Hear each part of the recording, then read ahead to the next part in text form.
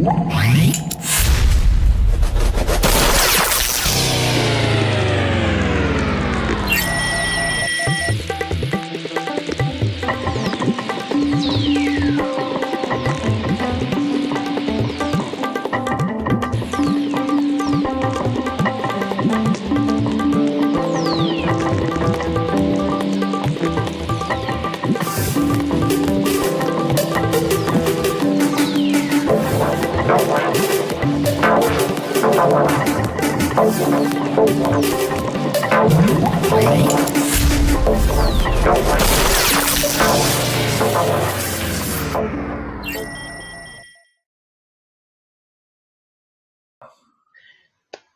morning, everyone.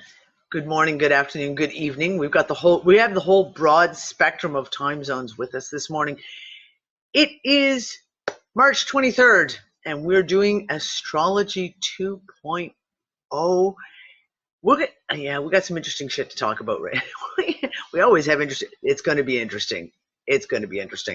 I am joined today again from across the planet. We have Amina in Malaysia, Jules in Australia, Meghan in Canada, and myself in Malta, and poor John, our producer, and the west end of Canada dying because it's like in the middle of the night for him. Hi guys, how's it going? Well, I would say everyone's been a bit Mercury retrograde season, so we've been a bit confused, mushy, can't think straight. Nobody's prepared anything, so we're just going to follow your cue, Danny. We're just winging it. Absolutely. It's been a totally exhausting week mentally, I think. Yeah. Everyone I've spoken to, during the week, it's like, oh my God, the struggle is real this week. It really is. And just forgetting stuff. Like today, I had this vitamin drink and I put it in my drink and I drink it with my water, and I put a double dose in mine and didn't put one in my partner's, and she's like, thanks very much. Just being forgetful, really. Just not thinking. Well, really I went off to the shops walking. It's 5 minutes away, and I got halfway up the street and realized I was wearing flip-flops. I had no idea how that happened. And when I came back, my door was wide open. I hadn't even shut it. So I was bloody lucky that nothing happened. But apart from that, the rest is just a blur. Well, just a regular blur. We've had in the last week, and I was listing them off yesterday saying, okay, so we have Mercury in retrograde at the moment. We had the full moon. We had spring equinox. We've had physically, geomagnetically, we've had 0 kp in the geomagnetic field. We are still sitting at 0 kp right now. Still, it's been flatlined for 2 days. We've had continuous solar flare activity in the C-class range, but the X-ray flux has not come down. It has been raised now for 3 days solid. It has not come back down again, even slightly. We have the internet. I don't know about anyone else. I know Jules was saying hers is shockingly bad. Mine has been so bad that you literally want to start picking up your monitor and shaking it, just refresh the page. Technology failing. I've had 5 friends in the last week who've had their computers just die. Phones, tablets, GPSs. I had a friend of mine send me a message. She was going to a village in Malta she's not too familiar with. So she decided she'd better put it into the GPS because it was kind of like she had to be to the back side of the town, and ended up in a completely different town following her GPS. Malta's only this big. It's really hard. Yeah, that's happened here. It's only this fucking big, but apparently her GPS managed to do it to her. It's insane. Like today, my neighborhood, today my whole neighborhood, everybody's saying how the app Waze is just taking them in circles. So you can't get out of this town that I live in. It's like you just end up going in a circle, in a circle, in a circle. And you're supposed to turn right. It will tell you to turn left, then turn left, then turn left, then turn left again. And it's all completely wrong. okay, so taking that, going in the wrong direction. And we talked about on Wednesday's show this whole thing with car accidents. And now since we talked about it on Wednesday, there's been now multiple links put in by people who've been like, oh my God, it just happened in our town, where massive accidents because people end up driving on the wrong side of the road, going in the wrong direction. And it's happening everywhere. Okay, so now we're also talking about GPS sending people in the exact opposite direction. What the fuck? Like, we know geomagnetics affects computers, it affects radios, it affects GPS, etc. But when human beings can't keep their own direction straight in their head, and GPSs are not just like sending you off by one wrong street, but literally taking you in circles. Is there anything going on astrologically that we should know about? Is like the go in the opposite direction planet all of a sudden come into power or something? Pretty much. Neptune is associated with confusion and just not knowing like what the fuck is going on, basically. And you have Mercury in Pisces right now, which is the sign that Neptune rules. And Neptune is sitting at 16 degrees and Mercury is at 17. And it's going to move backwards even further, and they're going to exactly conjunct. So it's going to get a little bit worse. And then it's going to sit still with Neptune before it goes forward. So I think this is definitely going to amplify. And Okay, what kind of a time zone are we looking at? Like, is this like a couple of days, a couple of weeks, a couple of months, like a couple of weeks?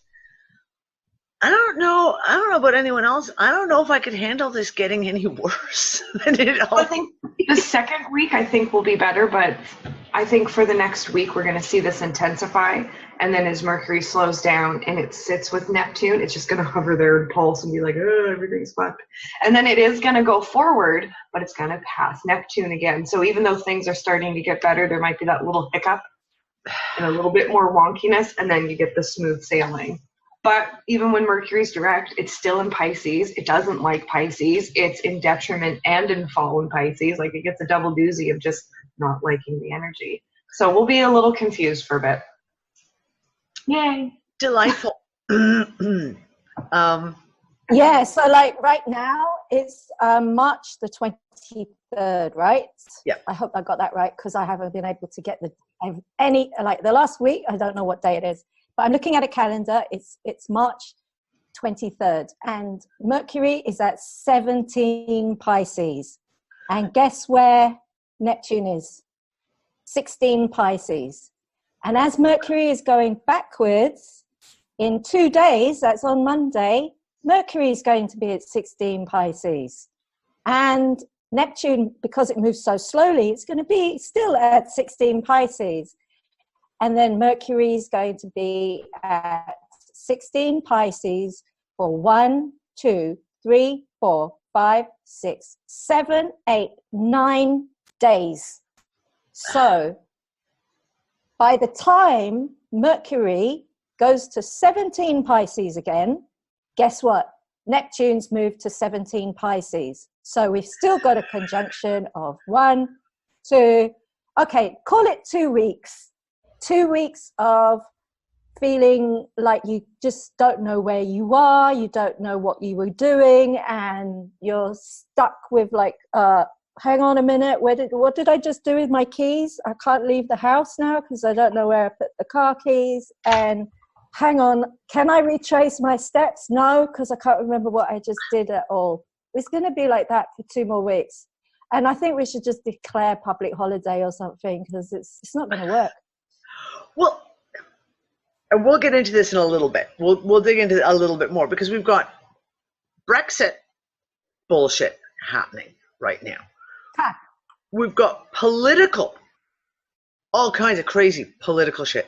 We've got tech companies doing updates in the middle of this, and every update that they've done. So, for example, like I said, PayPal started doing updates. PayPal has been an epic disaster now for 3 weeks solid. 3 weeks. And the excuses I'm getting from customers who are going to the banks and going to PayPal and saying, what the fuck? It was like, oh, well, we did a big rollout of a new update and it's not moving, like we're having problems. And my one buddy was just like, Mercury in retrograde. Dude, seriously, not the time to be rolling out a major update. Across the board, like everything that is even remotely based in technology just seems to be so fragile. And I think that's the only word I can use, fragile, right now. Like, as if you even cough on it, it'll go poof. Literally, same thing though, again, blowing light bulbs. I blew 2 light bulbs this week. And you're just like, oh my God, I can't do this. Like, this is ridiculous. So we think of technology in computer terms, but it's not just computers. It's things like, my girlfriend's vacuum died. All of a sudden she had it plugged in, she's vacuuming, and she goes, there was a spark at the outlet, and she was like, whole vacuum, fried, done, just done. Another Ours friend of died mine, at the beginning. yeah, of the blew up retrograde. a blender. Yep, blew up a smoothie blender twice this week. Twice. And just what? And you have the human element. The human element, because I'm laughing. Amina, when you're talking about your little escapade out to the shops, I'm laughing because I literally, this week, in the last 2 days, I've either double sugared my coffee or gotten back to my desk and realized I'd forgotten to put any sugar in it. Or put stuff in the oven and then just fuck it. It's so bad. Last night I made dinner that was very like, I made pizza and I made just a few little munchy things. So you kind of have the munchy things go in the oven first, pull them out, and I stayed in the kitchen. I did not dare leave the kitchen because I knew this was so bad. If I walked away, I'd start doing something. Oh, I'll just clean my bedroom. Oh, I'll just start working on some more product. Oh, and then the next thing you know, you'd be like, what's that strange smell coming through the house and that black smoke everywhere? I cannot trust myself to do anything at the moment. Like, I literally second guess myself on everything now. And it's been that way. It's like, if you consider one of the key words of Mercury, it is called mental. Mental, anything mental, okay, mental. So a key word for Pisces would be mushy. And a key word for Neptune would be soggy and foggy. So you got a soggy, foggy, mushy mental state right now. And that's across the board. Everyone's got it. And I really feel sorry for people who got planets in Pisces, because they must be getting tons of this. And anyone who's, anyone who's got an ascendant in Pisces, they must be getting this too. It's like, what am I doing? Who am I? Where am I? What day of the week is it? I don't know. And let's be honest, Pisces are confused enough as it is. They don't need the extra help. God love them. She said it, not me. She said it. Okay, so let's back up. We'll get back into this in a minute because we've got a lot more to go. But let's start with some like basic definitions. So everyone knows they have a sun sign. It's like, you walk around with your little, I'm an Aries, your little pendant, that, what are you? Oh, I'm Aquarius, etc. We also have moon signs and rising signs. Those, I'll call those the big 3. So does one of you guys want to give us like a little bit of a definition on how that plays into a person's makeup, we'll say? If you think about your sun sign as your outgoing self, so you resonate with the sign because that's how people see you. That's kind of really like who you are when you project yourself a lot, and it's your conscious side.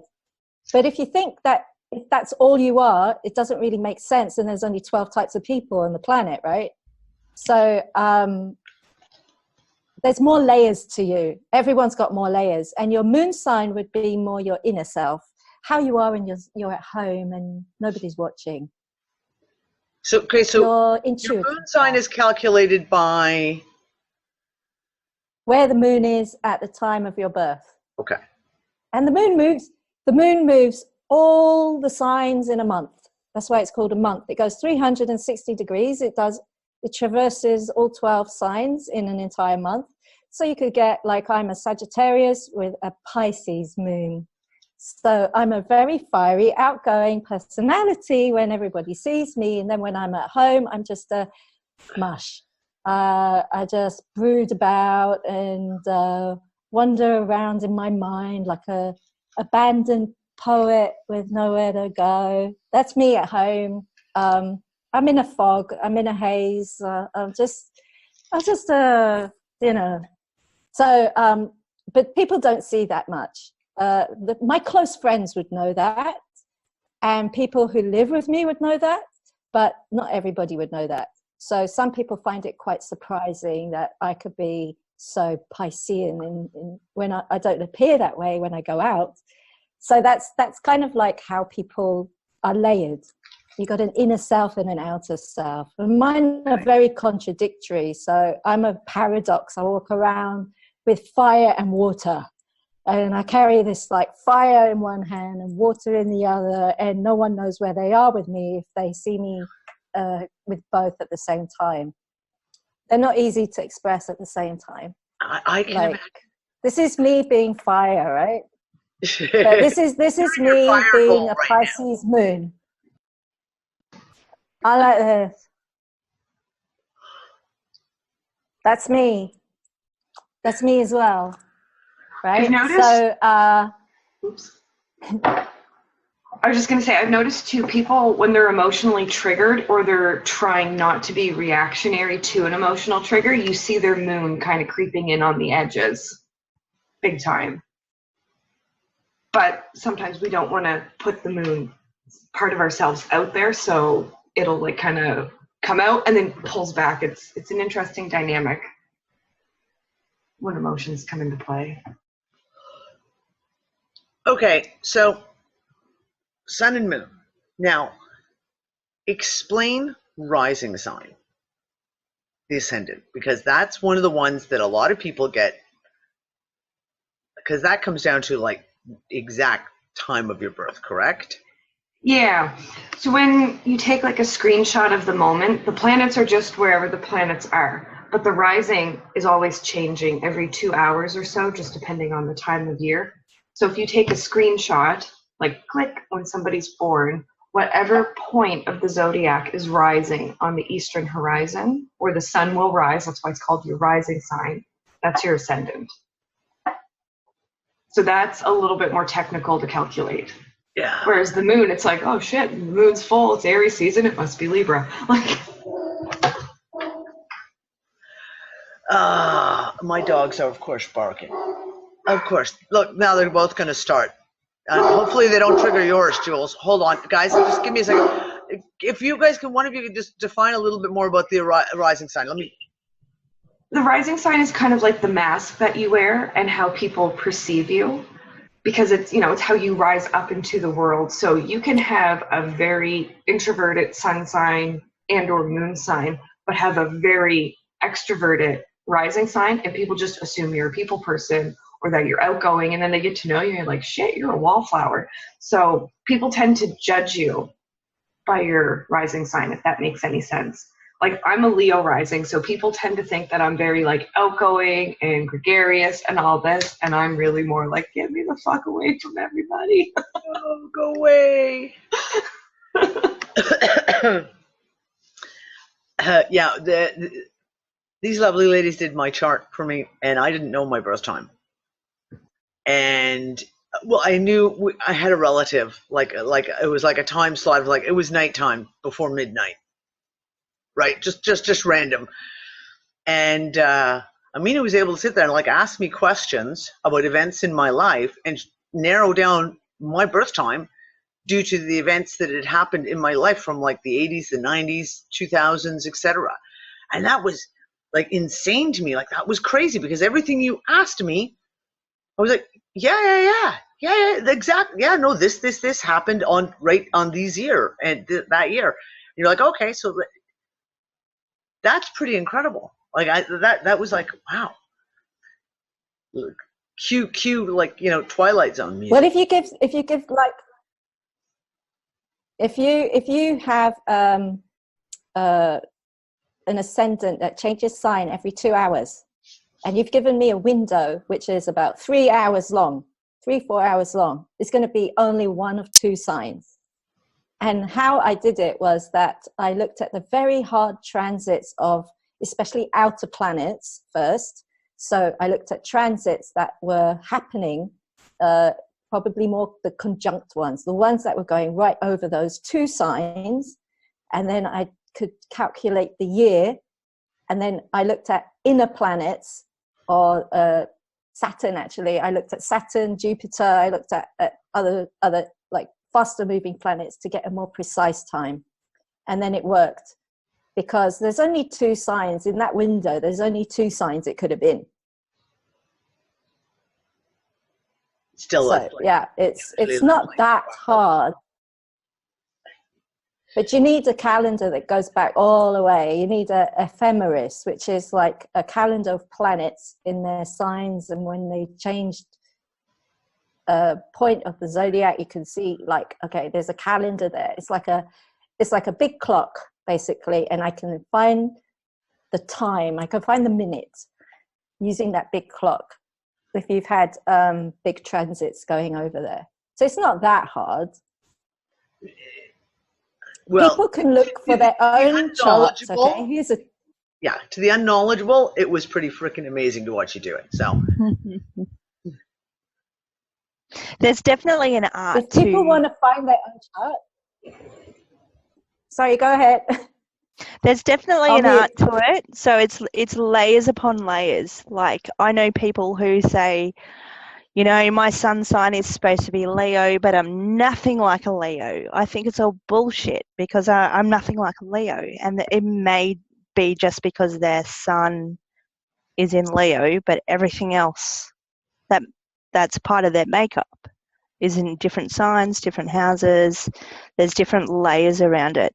But going back to what Amina said, everyone can look up their own chart, and hopefully we can go through some of the other layers and aspects and pieces of the chart. So sorry to interrupt, Amina. Well, Jules, you've got about a 2-second delay, so you've got to hop in when you can, because the silent spots disappear quickly and before you can get in there when someone else is talking again. Okay, so let's go on with some definitions. So we've got our sun sign, moon sign, and rising sign. It gives us kind of a basic idea of how those play into our overall makeup. Then they talk about, for example, planets. So like they talk about Mercury is in this, your Venus, your Mars, your Saturn, Jupiter, et cetera, et cetera. Now we know the planets that are way out there, like Pluto, they only change sign, and it's something ridiculous. What is it? Once every 50 years or 60 years or something like that. Pluto is like 10 to 15, depending what sign it is, because it has a bit of an oval orbit. Oh, okay. So, you know, it'll stay longer in some signs than it feels like it's been in Capricorn forever. But it's more of a generational thing. So we have the inner planets, which move faster. They're more personal. The outer planets that move slower, they affect large group of peoples. But in your individual chart, you don't look so much to the sign, you look at the placement. Like for me, everybody in a 10-year span has Pluto in Scorpio. It's not anything special about me, but I happen to have mine in the 3rd house. So it affects me mentally. It affects the way I speak and communicate, the way I think, the way I write. things like you kind of have to narrow it down, and then you start adding in aspects like, does it square this, does it trine that, and Okay, then you open up a whole nother ball. Hold on, just.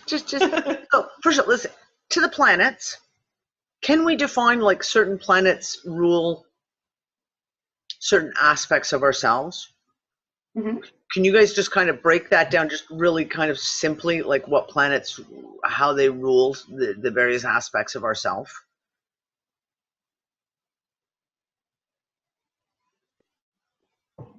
There's a general definition, and then there are personal definitions. So in general, go with the general to start. In general, okay. In general, you've got Mercury. Mercury is the most inner planet. So it's one of the personal planets. And it rules Virgo and it rules Gemini, 2 signs. So if you've got your sun in Virgo or Gemini, then Mercury rules your sun. If you've got your ascendant in Virgo or Gemini, then Mercury rules your ascendant.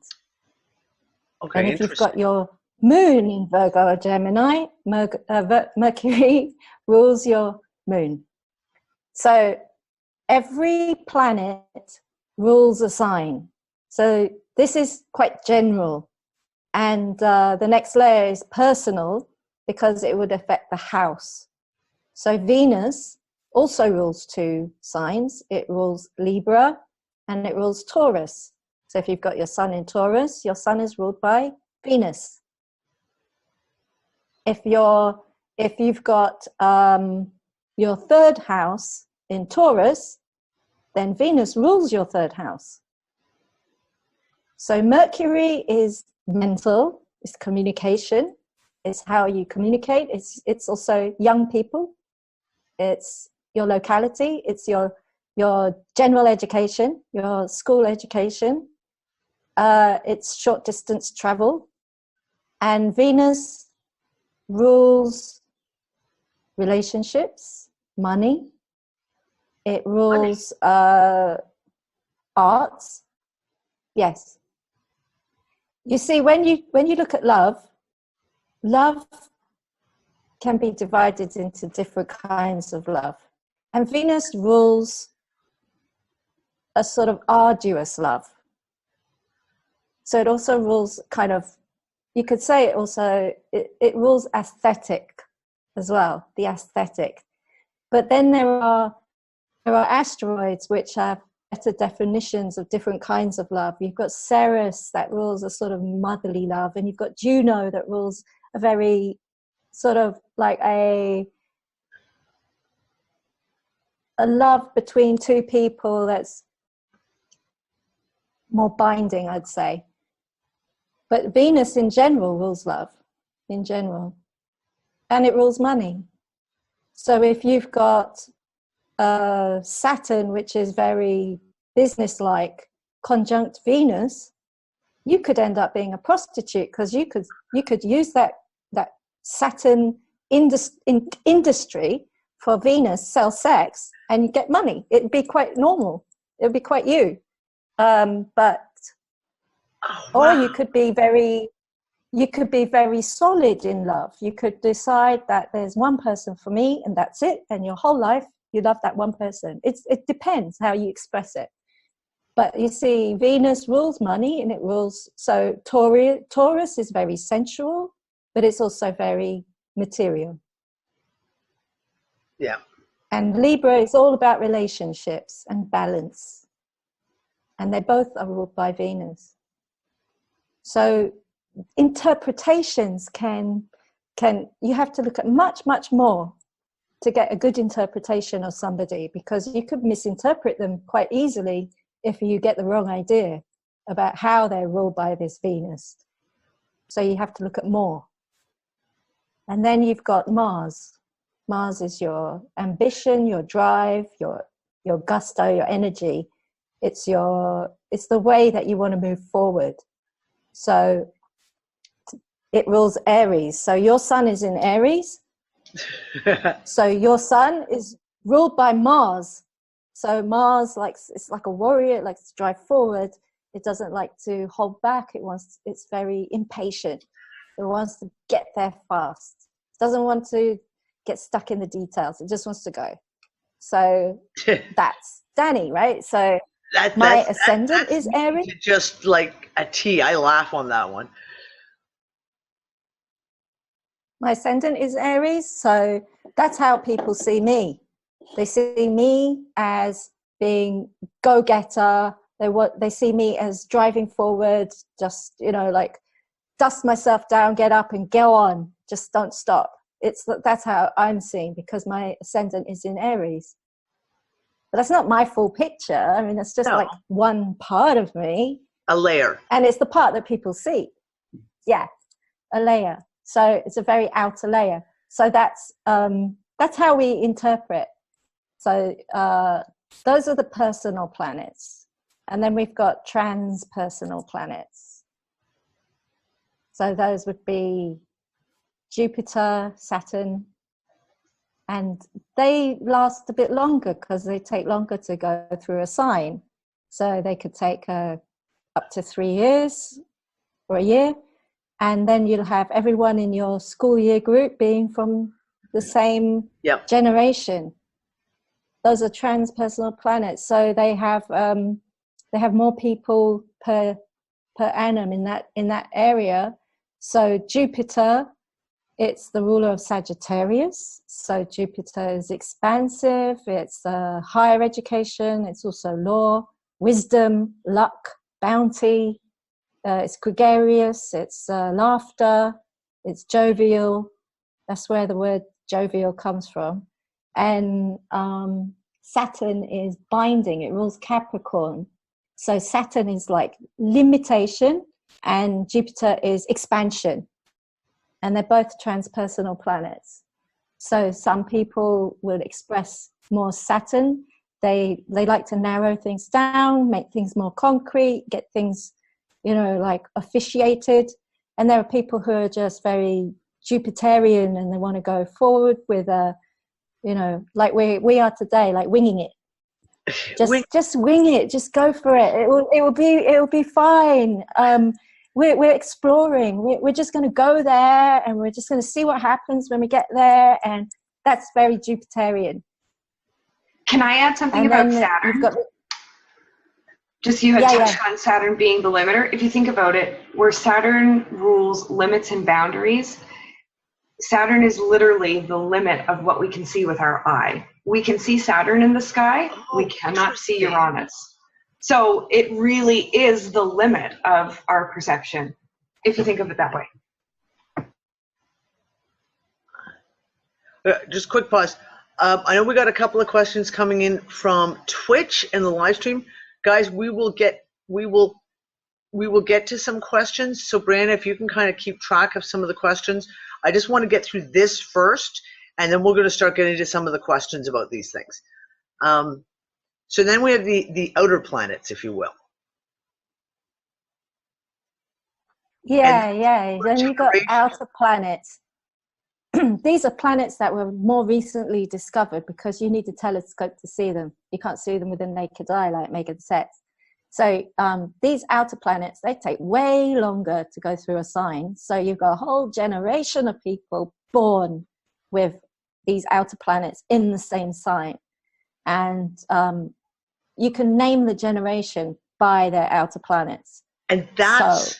Well, that was one of the things. Once you guys discuss the outer planets, I wanted to talk about exactly that, the generationals. We're to talk about your millennials, your etc. And can we maybe get a better definition on how that plays out on that generational level? Yeah.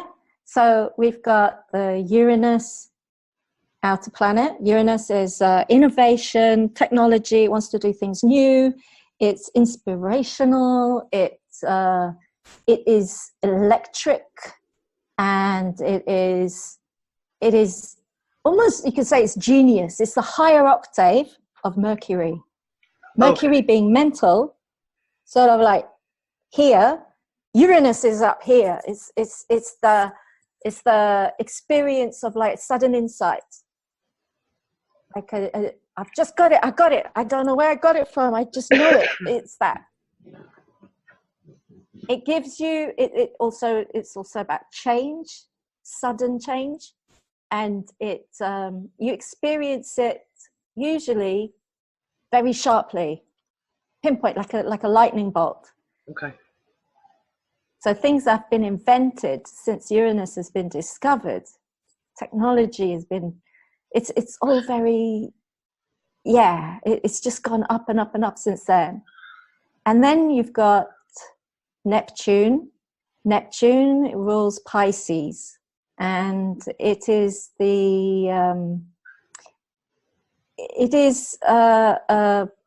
considered the intuition.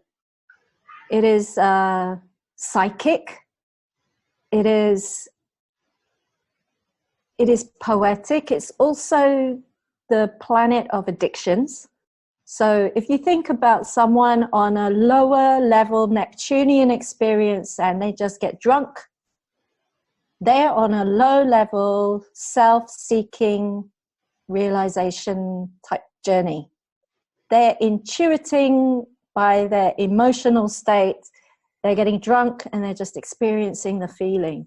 But then there's a higher level of that where you get more sort of like into questions and the meaning of life, and you want to be like Neptune is a poet. Neptune is a dancer. Neptune wants to feel the music, not just listen to it. Yep. Yeah. And Neptune is well, it's interesting. The higher octave. Got that you say, that poet, that feeling, etc., and the addiction at the same time, because I'm in personal life. A lot of the people who I would consider in my life through the years, who I've considered to be the poets, the artists, etc., are the ones who most often seem to struggle with addiction. And not just meaning drugs, but I mean addiction in general. Yeah. Yeah. Interesting. So it's watery, and people they want to drown in the experience. They want to experience something by drowning in it when they've got strong Neptune. And then so right now with Neptune in Pisces, it's actually very agreeable because Neptune rules Pisces and Neptune is transiting Pisces. So it's bringing the best of Pisces out. It's also bringing some of the worst of it out as well. But in a sense, it's at home there. So when Neptune goes through Pisces, we don't feel it so badly. We get a sense of like it belongs there. So when we access that intuitive side of us, it's more acceptable.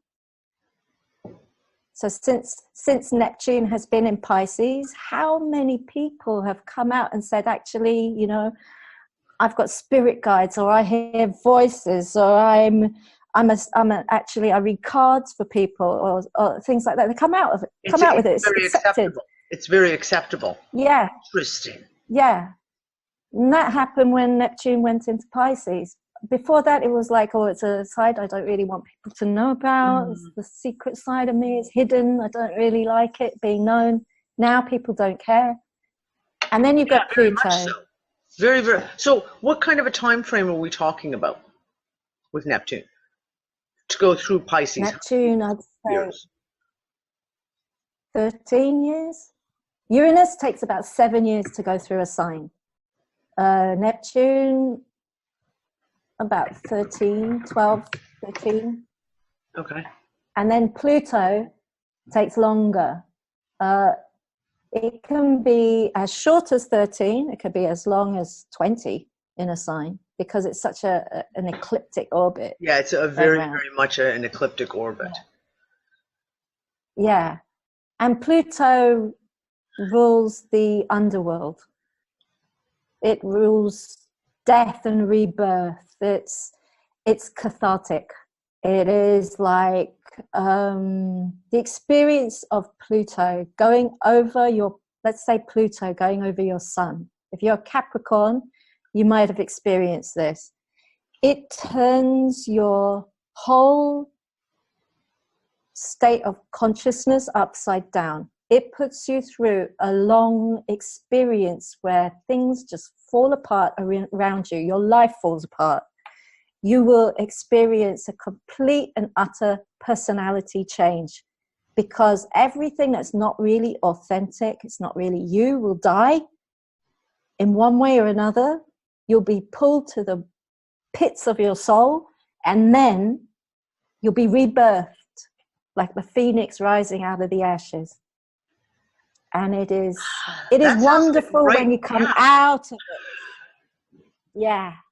It's wonderful when you're out of it and you see it behind you. You're like, that was the best experience of my life, because now I really am me. But when you go through it, you'd say it's the worst nightmare that you've ever been through. Things just fall apart. Relationships can fall apart. Your home can be taken away. All kinds of things can happen. If you've got Pluto transiting your 4th house of home, you could have termites.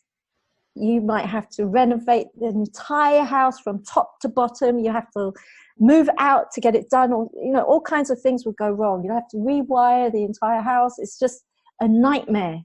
It's a nightmare. But once you've been through it and you look at your house at the end, it's exactly as you want it to be. It's absolutely, it's what you would have dreamed of. But you had to go through the breakdown before you come out of it. Okay, so that's where is Pluto right now? We've already discussed it, Meghan? but I've forgotten. Pluto's in Capricorn. I was actually going to give like a quick little example of just how, like, when Pluto works your chart, you don't have control.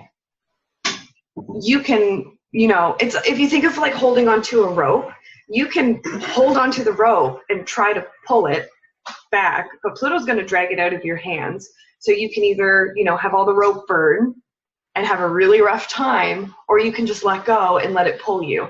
I've got a little Pluto example in my chart. So my Pluto is at 6 degrees of Scorpio. My IC, which is a point sort of like the ascendant in your chart, it's the root of your chart, is at 7. So they're 1 degree apart.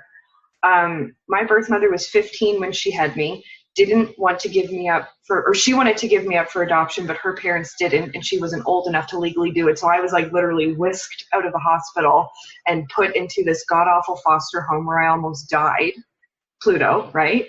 And then when Pluto clicked that 1 degree and then hit my IC, which is the root, it rules your 4th house, which is your childhood, your home, your family, your foundation. Boom, I was adopted. So my life, I had no control over it. My life completely changed. I almost died in the process, but I had a better life for it. I was kind of at like the whim of fate, you know what I mean? Like Pluto just reaches in and pulls you out. You can hold onto the rope or not, but it's going to do it. If that makes any sense. Yeah. No, it does. It makes absolute sense. When I was a kid, Pluto went over my descendant, and the descendant rules partnerships, relationships. And I was only a kid. I was too young to get divorced because, I couldn't experience a breakup that way. But my parents got divorced, so I experienced it. And at the time, it was a really, I had a very secure home, and it was ripped apart. Like really suddenly, I had no home, and I was living with my mum. And suddenly, we moved, to a different house, and it was a bit run down compared to the house I was living in before. And my dad wasn't living that far away, but the experience of having my parents pull apart was my experience of Pluto going over the descendant. And it was like, by the end of it, by the time it had gone over that point, I was actually very relieved, because I realized how much more I can be myself. My mum is very liberal with, she let me paint my bedroom any color I liked. It was, I had a red ceiling. This is me at, like age 8. I decided I want a red ceiling, and I want that modern wallpaper where you've got stark, bright colors. This is 80s, yes. This is early 80s. It's like, I want bright colors with like red and white. I want red skirting boards, and then I want red curtains, and then I had really crazy ideas. My sister as well, she had red, orange and yellow. She ripped up the carpets, painted the floorboards orange. I wouldn't have been able to do that with my dad around. My sister neither. So we were really, really over it by that point, and we were just exploring. So it was actually, I recognized it later as a good thing, because I still got to see my dad. He was up the road, but the experience at the time was that Pluto death, and then the rebirth came afterwards. So if we look at where Pluto, because we're talking about Pluto right now, and as Meghan says, it sounds like Pluto just takes all the control away from you, and you're just going to do or follow along as you do. So you said Pluto is in, what'd you say it is in? Capricorn. I'm speak of brain. Duh. So Capricorn. So how long has it been here? And what does that define? I know we talked about this a little bit on the last discussion we had, but what does that define Pluto as at this moment? Pluto entered Capricorn, I think it was 2008. Oh, interesting. Financial And failure it of should 2008. still be there until 2026. So we're like halfway, kind of, almost, in a way. We're 2/3 of the way. So in the first part, we had financial crisis. In the second part, we had presidential crisis. And that wasn't just in the States, that was everywhere. That was everywhere. And now, I don't know what we're going to face, but I think it's a combination of both those things plus some. I think it is power and control, being in Capricorn, which rules governments and banking and corporations. I think the next stage is corporate. Well, we're already seeing that corporate shit blowing up. When you look at, again, politically, financially, across the board, the corporate is blowing up right now. We're seeing companies getting torn apart. Look at Facebook. Ha ha ha. Look at Amazon is getting hugely trolled.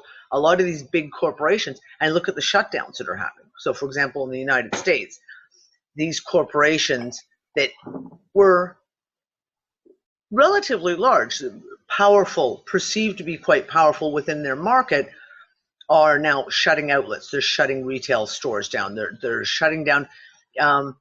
Sears is a great example. I mean, Sears has been around for how long? 100 years? All of a sudden, all their stores are shutting down. So yeah, I see what you're saying with that corporate. You go financial, political. Now we're hitting the corporate takedown, if you will, too. That's interesting. Ooh, I'm gonna have to look into that a little more, because that is actually really, really interesting. Yeah, so you can see in if you divide one sign into 3 parts, as Pluto goes through it, it takes down one part at a time. And Pluto, guess what? It also rules oil. So the oil industry is another one. Well, and that's another one. Oil is underground. And all sorts of news about underground shit at the moment. Like, it seems like underground is all this stuff that's coming up at the moment. And of course, oil is taking the big hit after hit after hit after hit of all these big oil companies. That's interesting. So, okay, just going on that, I'm just going to jump off here on a thought. Which planet did we say was intuition and advancement and new ideas? We just went through this, and I'm sorry, that's how brain dead I am. Uranus. So if we look Uranus. at Uranus, If we're looking at the new advancements, we've said, like, the new advancements have been coming crazy, crazy, crazy. More and more stuff is coming out. Could we maybe see, would it be possible to look at some of this and look and say, myself, Nick and I have been working in the area of green energy, alternative energy, you know, got to take down the big oil companies, etc. Is that something that we could possibly see in this last third, is where new technology comes forward, which is going to really cripple the oil companies, or at least release their stranglehold that they have on the globe? I tell you, Danny, you must have come up with that idea when Uranus was in Aries square Pluto. Okay. because Aries is war. Aries is war. It's challenge, and so is a square angle, 90 degrees. So you've got Pluto in Capricorn. Capricorn is 90 degrees. It's a square away from Aries. And Uranus, innovation, was squaring Pluto in 2015. It was a couple of years long, but 2015 is the heart of this square. And I bet you anything that's when you came up with this, around then. Yeah. And now Uranus has moved into Taurus. Taurus is the land, ownership. Oh, Earth. really? So anybody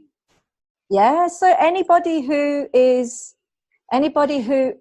thinking about owning land, don't forget that Uranus is also independence. It is about fully owning something as well. So Uranus will prompt you in a nudge or a shock. It's going to prompt you to go and own where you live, or have some sort of power control over it. Yes. By authorizing yourself to be there. So what you want to do with that, you can use that innovation on your own property when it comes to that. So you can to be fully independent, as it were, because Uranus is about independence as well, being independent, being unique, being almost like a willing outsider. So how long is we talking that position of Uranus? How long has that been in that placement, if you will, or when did it move into that placement? It moved in last year. It moved out again, and it just moved in, what was it, last week? 2 weeks ago? I don't know. It's like, I can't think of what's going on right now. But it's just, Uranus has just gone into Taurus. It is going to stay there for 7 years. So you've got 7 years to work this out. That's funny. When did I start looking at property, Meghan? When you and I were having the chat? It was like last week, 2 weeks ago, when I was like, got to get property, got to find, I literally was shopping online for property, got to physically buy property, need land, need to grow, need independence, need to make this forward. That's crazy. I love this shit. It's so funny because Jesse was talking the other day. He's like, I really feel like when Uranus moves out of that 0 degree, because there's like a boundary around the 0 degree, like it's so new and we're kind of holding it to ourselves and we don't know what to do with it yet, right? So when we hit 1, we're starting to pick up momentum. He's like, when it clicks into 1, like I feel like something really good's gonna happen. And I'm like, I'm 1,000% serious. Let's sell the house and move to Spain.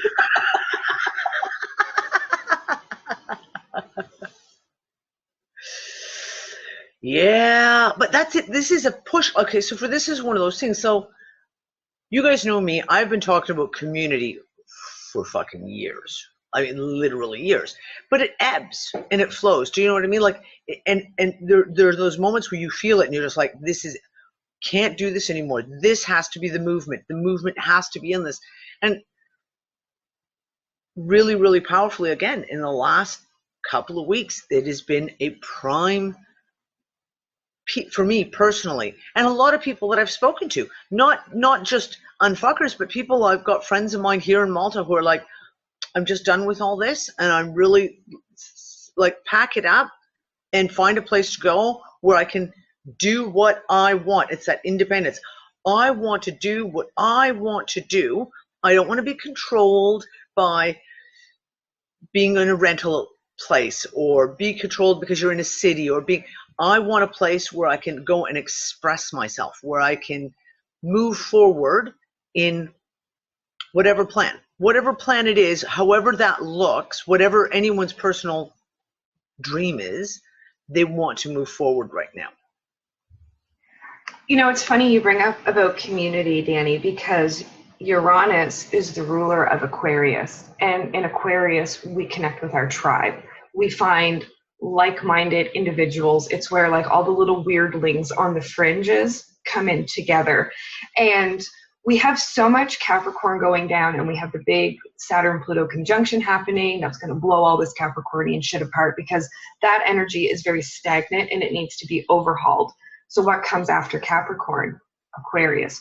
So you're going to have Saturn move into Aquarius, and Saturn is the karmic hands of times that brings everything forward exactly when it needs to be, not a moment before and not a moment later. You know what I mean?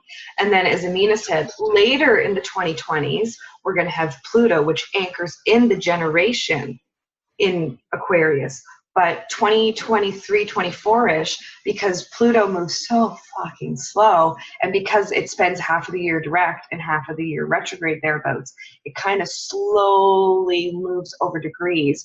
You're going to have Pluto in Capricorn, in Aquarius, back in Capricorn, back in Aquarius. And you're going to see this push and pull of the old and the new, because Capricorn is also associated with like the traditions and like, you know, the old archetypes. And then Aquarius is the new and the revolutionary. And you're going to see like this push and pull over the next, you know, better part of a decade. And you're going to see community being more important, people banding together. I think it's going to be a big thing. I think the finding the tribe piece is really important. Like this is one of all the stuff that I talk about and all the shows that we've done, etc.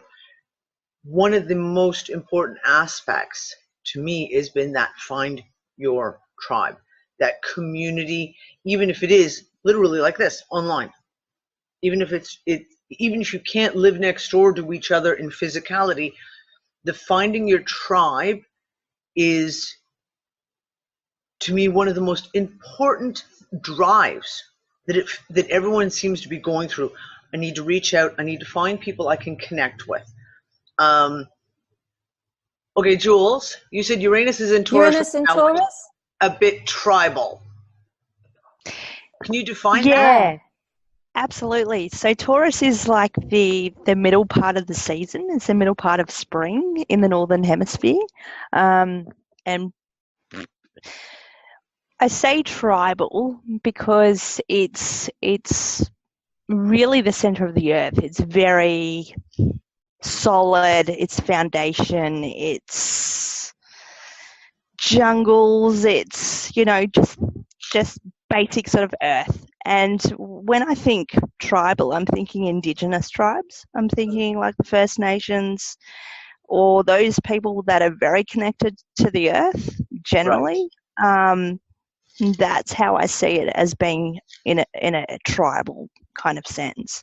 It's people that are connected to the earth. So I think on the last astrology show, we were talking about, you know, people connecting back to nature with Uranus in Taurus. Yeah. And looking at new ways of growing their own food and those sort of primary industry kind of communities, like growing your own food, building your own houses, all that sort of stuff. So that, in a sense, is also tribal in a way. Whereas Aquarius is community and organizations and those people from the fringes, like our Unfucker group, really. Unfuckers I see as like Aquarian. It's your hippies in Nimbin. It's just those weird and kooky kind of people that, you know, do cause some people a bit of shock and awe. You don't know what's going to come out of their mouths or, how they're going to, rock up in the street in their pajamas and no shoes and bells and whistles and stuff. Don't forget that the South Node is in Cancer. It's going to be a Cancer Capricorn node position. So Cancer's home and roots.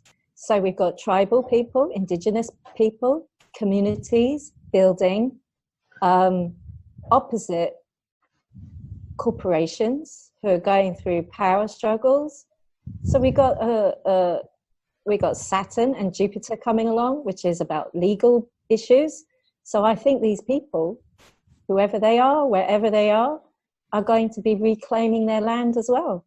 Good. I love that.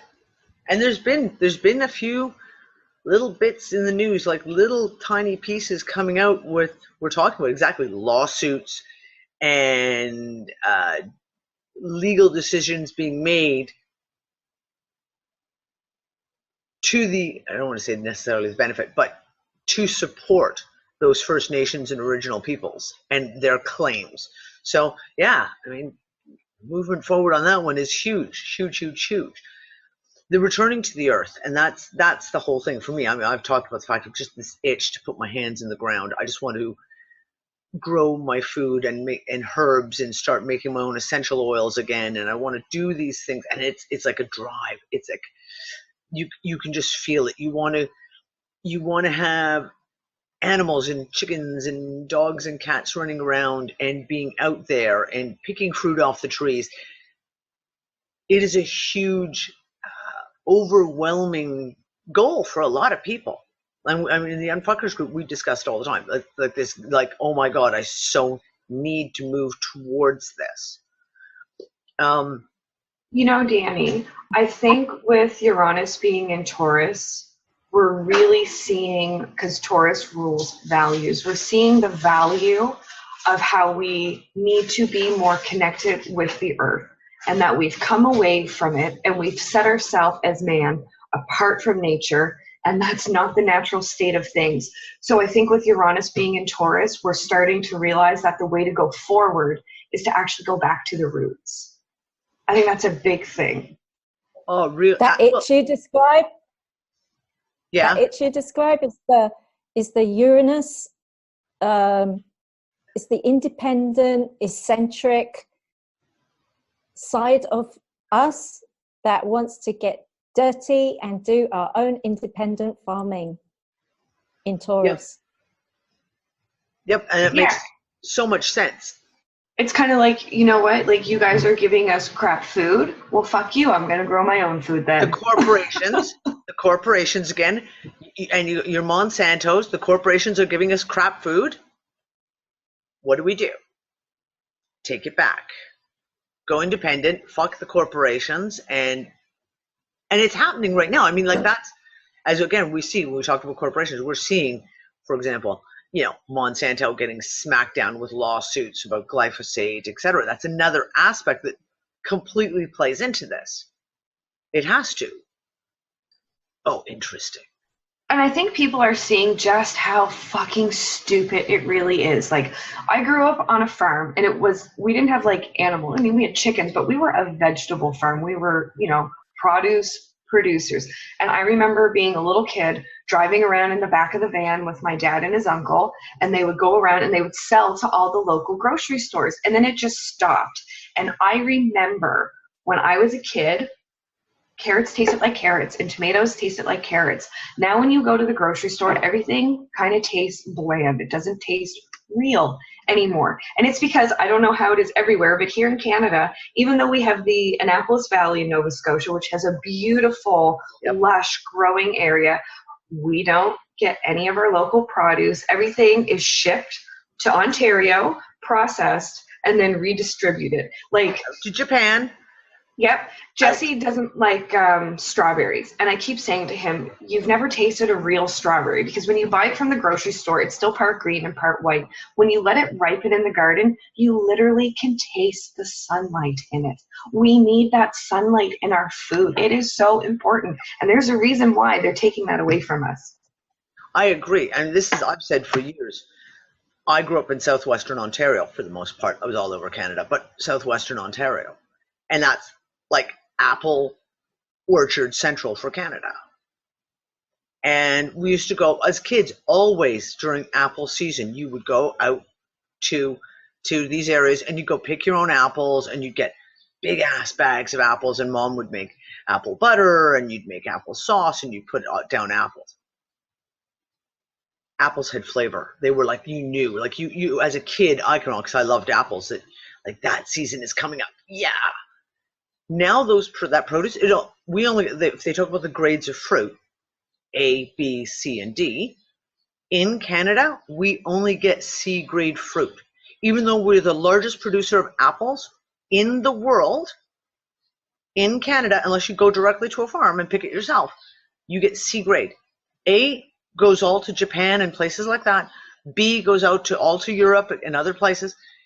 You get crap, absolute crap. And it's become a mass farming industry where hybridization, and then of course genetically modified. So strawberries are the perfect example.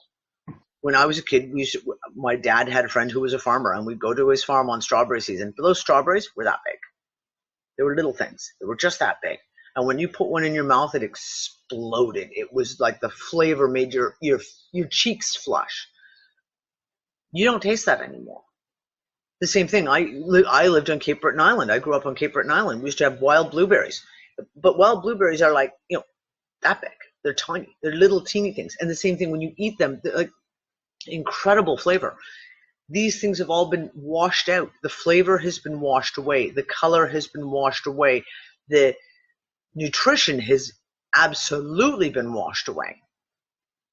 And we've talked about this on so many shows. And we've talked about this on so many shows, the lacking of nutrition and what we need to bring back into ourselves, into our bodies, as far as nutrition goes. Because even the soil that these plants are grown in is so depleted, we feel it. It's like screaming out, we want this. And I think that's part of the whole movement forward of people wanting to get to their own land, so we can fix the soil, so we can naturally fix the soil and naturally have foods that have flavor again, that have an actual nutritional value again, not just eating empty, God knows what calories that do nothing for you. And it's such a ridiculous setup, and it's right in our faces. And a lot of people, like you just, okay, this is what I'm told, this is what I'm sold, so it's all good. Even like fish and like seafood. I live on the east coast of Canada where fresh fish and seafood is abundant.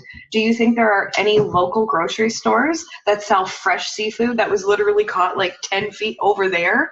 No, yeah. It all gets sent out to Moncton or Ontario, or you get like the fucking frozen scallops and shrimp from like Thailand. From Thailand. Or, yeah, but like it's right over there. It's ridiculous. And people just don't think to stop and question it. And I think you're going to see more people being like, well, no, like I need real food again. Yep. And this is it. When we lived in British Columbia, we had we had a duplexed flat. And the guy who lived above us was second generation First Nations. So he had fishing. Could go fishing. And he would go and get wild salmon off the reservation that they'd go catch. And he would always bring me one because he knew I loved salmon. And I wouldn't touch the stuff in the store. I haven't touched salmon in a store in 20 years because it tastes like crap. And he'd bring you a piece. And the first time he gave me a piece, he was like, no, you need to have the real salmon. This is off the reservation. This is like the wild salmon of BC. This is the real stuff. It's night and day. It's night and day. And yet they're doing everything they can corporately to destroy the spawning grounds for the salmon, to destroy the indigenous rights to that salmon, and to destroy all the agriculture around it that feeds into those waterways. Danny, get this. My best friend, she lives on Vancouver Island, and her soon-to-be ex-husband works for, am I allowed to say the company's name or should I not? Go right ahead. I don't care. Okay, he works for Marine Harvest, which is a really big, like they're the big salmon farmers. So do you know what their practice is? Because they all get smelly from dealing with all like the salmon, like roe and gunk and all this. What they do is they get those little downy, like, what are they called? Downy Unstoppables or whatever. And they live on these little like floating boat raft house thingies. So they're constantly, because the shifts, the shift on, the shift off, the shift on. So there's always laundry going. So they're constantly producing right where the salmon is being farmed, these big frothy puddles of like downy bubbles. And then when you question him about it, and like, well, no, like you guys are supposed to have this like green policy with your company. He's like, well, the birds really like to play in the sun, so I guess it's enjoyable for them. No, I doubt that. Yeah, no, and that's across the board. Like when we talk about that corporate, the corporatocracy, really, which controls the government, that's across the board, and we see it everywhere. And there's this mindless automaton idea that just it doesn't matter. Nature doesn't matter as long as we make a buck. It doesn't matter anymore. There's no sense of, I hate to use the word, there's no sense of morality, of taking responsibility for the damage they are continuously doing. So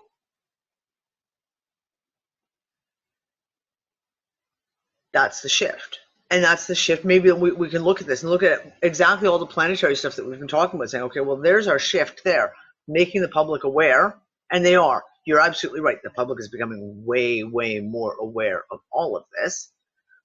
Making the public aware,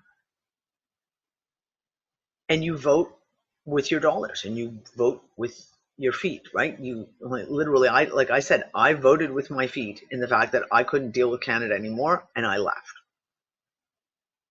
You vote with your dollars, as in you don't stop buy the farm salmon and say, I'll just go without salmon completely if I can't get the real thing, and I will buy locally, etc., where we can.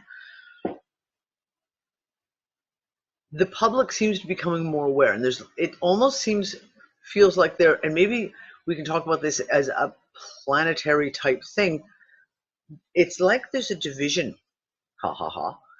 where you have a certain aspect of the public is completely unaware, completely brainwashed, unthinking, not even realizing that there's a question to be asked.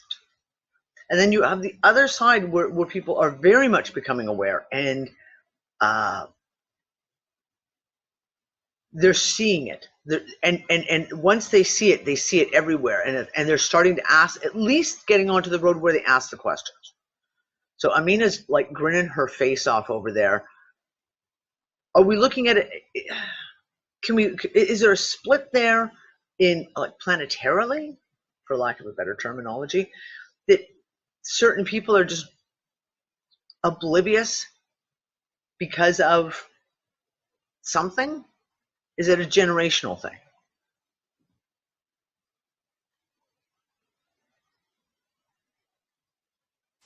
I have a few ideas what that might be. I find it funny because it's so true. It's two polar opposites existing right now. There's no one in between anymore. Mm-mm. You're either somebody who knows or somebody who's a sort of sleeping, accepting the status quo. And I've got a very, very good feeling that Uranus likes to wake people up. Those people who were woken up when Uranus was in Aries are the first to go forward and rebel. They're the most outspoken. The warriors. So the warriors. So these people have come out and they've said, no, And then you've got that would have been anyone with points or planets in Aries that would have got woken up. Then you have Uranus moving along, and it wakes people up as it goes. So more people will wake up. But when it gets to a critical point is when you see this Uranus energy picking up momentum, and like Meghan said, when it changes sign, there is this there's this anticipation of what's going to happen before anything actually happens. When we don't wake up, other things wake up, like the earth wakes up, the sky wakes up, the sun wakes up, or something wakes up. But we have to wake up. We have to be conscious. And Uranus brings its energy across and delivers that consciousness. The faster it goes in momentum, the more it brings people to wake up, the more it gets noticed. So at the moment, it's humming along, but it's not picking up speed. The other thing is with Neptune, you said, what did you say? Was it sleepy, or was it unconscious, or there was some word you used that was very Neptunian. Those people that are not ready to wake up, who are still cozy in their environment and they still want to... A little bubble. Sleep it through, snooze in a bubble, yeah. Those people are more affected by the Neptune energy right now. But because Mercury has gone retrograde to Neptune, Mercury is making people think a little more inwardly for a bit. Looking back, when Mercury reviews things going backwards, we tend to review things because we can't think forward at that point where Mercury's going backwards. We can only think backwards. And then Mercury's going to go forward again. Mercury and Uranus are related to each other. Uranus is the higher octave of Mercury. They're both about thinking. They're both about thought. And they're both about, in some way, moving forward. So when Mercury is going backwards, we still get people sleeping. And it's still in Pisces, in a very sleepy zone, very unconscious. As soon as Mercury comes out and it hits that degree, that 29 degree of Pisces again, we're going to get people ready to wake up, and then it's going to move into Aries. It's going to follow the Uranian path. Where Uranus woke up people in Aries, Mercury is going to come along and drag everybody else along through Aries. And then Mercury is at some point going to hit Taurus, exactly where Uranus is. I'll find out when that is in a moment. Meghan? While you're looking for that, I just want to weigh in with what you were saying earlier about the two sides of Neptune energy, how there's, the escapism with the addictions and all that, and then there's also like the higher levels of consciousness. So when you come into this big divide and split, what I've noticed when I look at people's charts, if they have strong Neptunian 12th house or Pisces energies, because these things are all interconnected, you tend to see people, if maybe they do have, abilities or, like these intuitive things or knowings, or maybe they have a creative urge that they're not expressing. When this is repressed, that's when you see the addiction come out. So I think you're seeing a lot of people in society with Neptune and Pisces, the people that just can't fathom that we've been lied to on such a grand scale. They're almost using the illusion of the bullshit story it's almost like an addiction to them because they just can't let it go. That is, okay, I've actually used that word myself, is people, it is like an addiction. If you let go, you have to let go of, if you let go of this piece, all of a sudden it's a chain reaction, and the house of cards will fall, and then what do I do? And subconsciously or unconsciously, they know that. And that's why they will hold on to that piece. It's like an addiction. Like, and sometimes it is like literally the addiction, right? Like a McDonald's or drugs or reality TV or just something to zone you out of what is going on right The in your Kardashians. the Kardashians, NFL football, etc. And they will hold it because it's like, if I let that go, then I have to look at what's in front of me and, oh, fuck, here we go. and they will Okay, so cling to it. I've got a little pattern. So I'm looking at Mercury going through Pisces going forward. It reaches that 29-degree mark on the 17th of April. And it is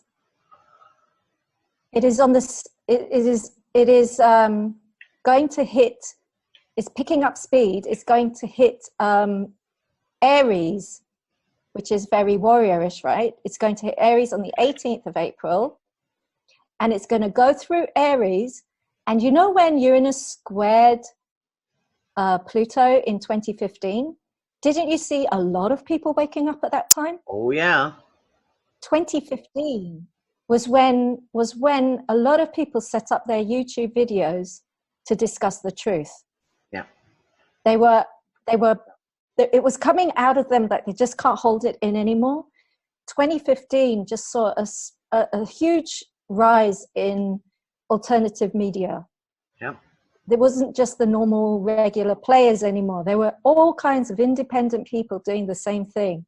And then we have to get Mercury to square Pluto in Capricorn. So he's going to follow the path of Uranus. And this time it's a little more, the masses, more conscious. And I get the end of April. The beginning of May. Wait. Yeah.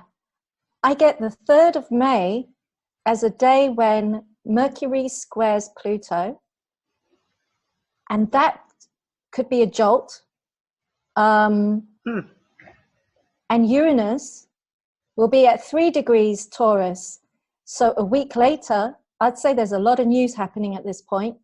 The beginning of May, the first week of May. And on the 9th of May, which is, it's always a very political day, the 9th of May. The 9th of May is when Uranus and Mercury conjunct in Taurus. So I'd say up until that point, there's going to be some news of some kind that's going to make people chatter. You know how Cliff High likes to measure the chatter, right, with his web bots. He's going to have a lot of chatter at that time. And then it's going to be quite vocal. People will be speaking with their ideas. They want to share their ideas. Where's the way to go forward? Move forward. Bring it out. Move forward. Yes.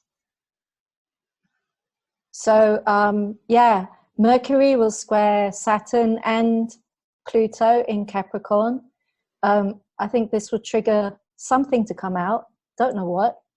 But I think this is when we get... So what I'm saying is that Uranus has carved a path, and the early risers have got up first and have greeted this dawn chorus with their own singing online. And then to follow will be more people. The next wave? More people.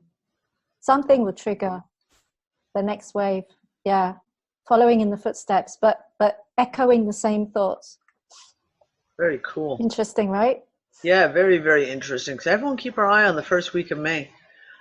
Jules, I want to go back a few minutes ago. You said about Uranus. You said Uranus comes in with shock and awe.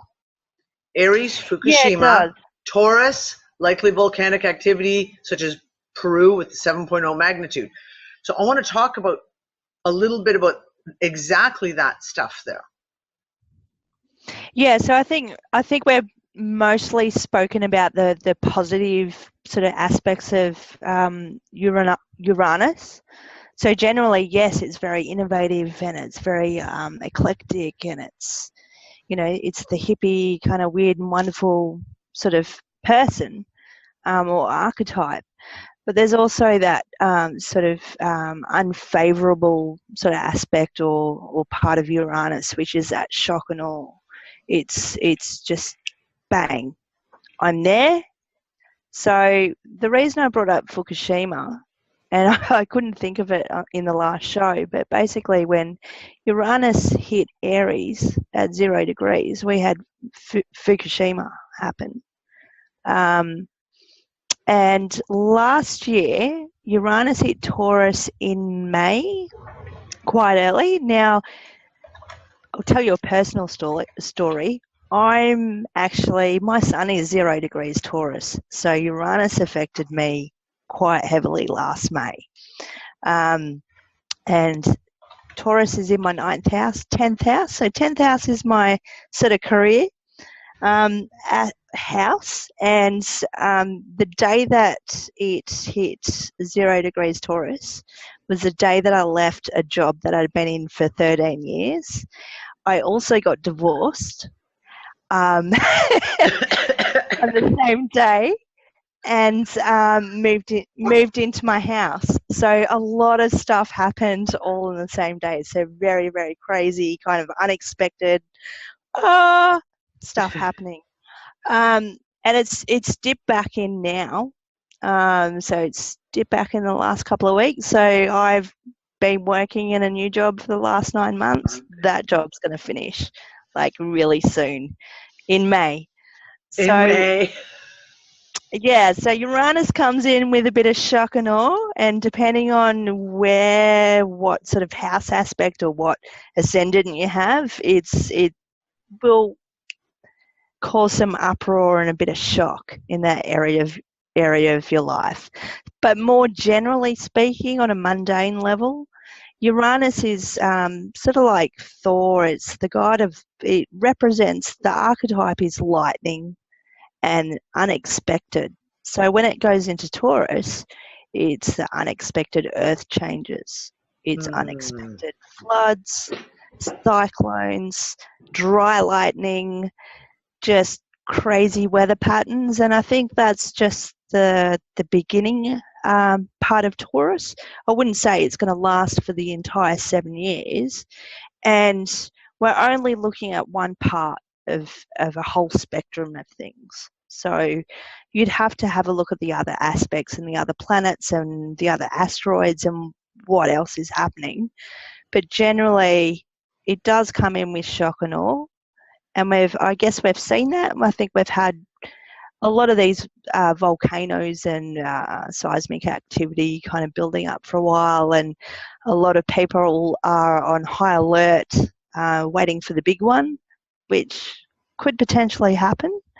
So the last time this happened, and I was going back, apologies, I haven't had a lot of time to research, but the last time Uranus was in Taurus was 84 years ago.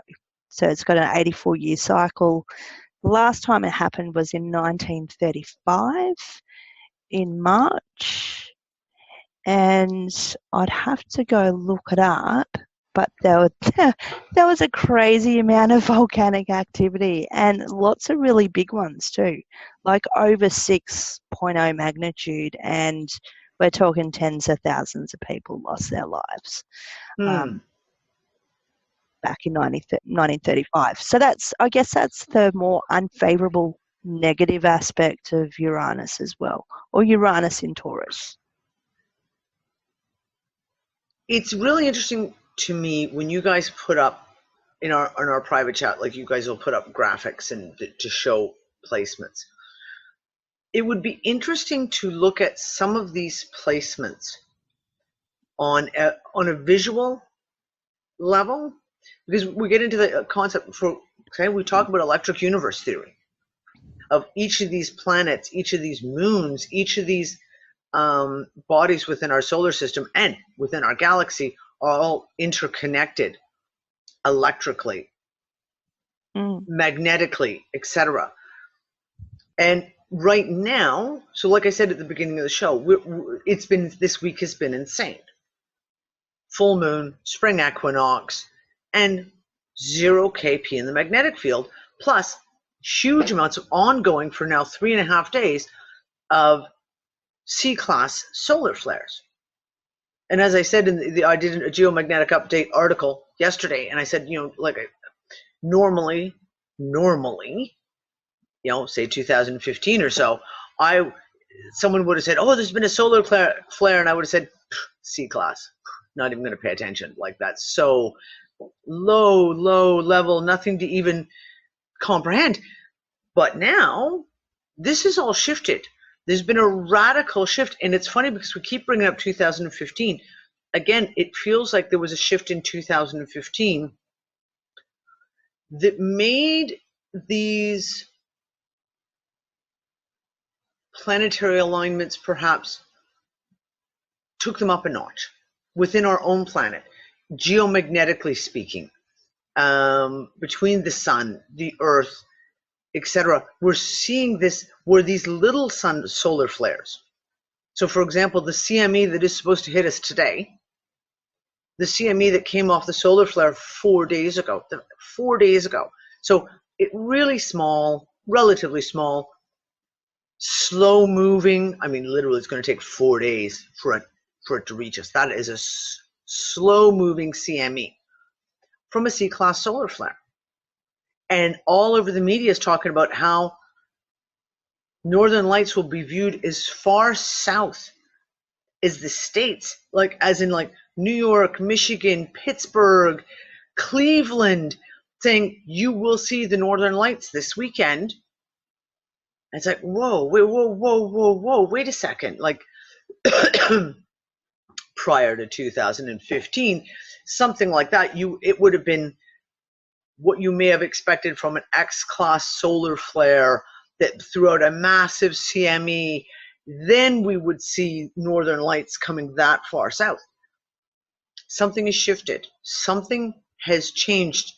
And when we look at all these planetary alignments, it has to play a part in this. The electrical and magnetic connections between all of these.